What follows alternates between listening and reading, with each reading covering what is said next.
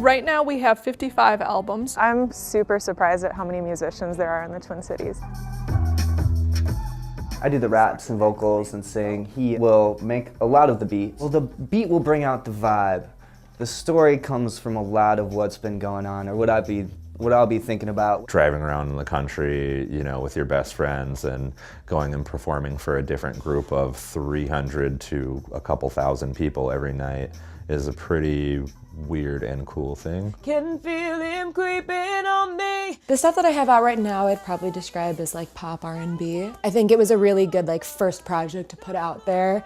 I did a lot of experimenting, it was a lot of trial and error. The focus of this music is new Minnesota music. So we asked that musicians be Minnesota musicians, so most of their band members should be living in Minnesota. We asked that they be performing around Minnesota currently, and we asked that the music be no more than 5 years old. And with funding from the Friends of Hennepin County Library, we are able to pay the musicians $200 to make their music available to our patrons. Patrons are able to stream the music around the world, and if they are a Hennepin County Library card holder or they've registered their library card with Hennepin County, then they can download the music for free. I think libraries are like super unique in the fact that they're probably one of the only free places that anybody can go to right now.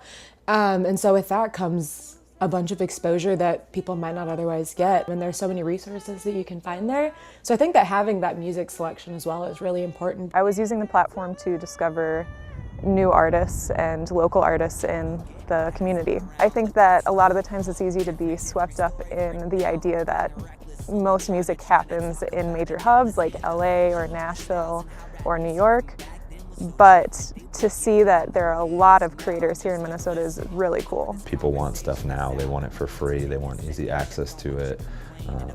And then, you know, if they're really liking it, they're gonna share that with their friends. I would just rather have people listening to the music.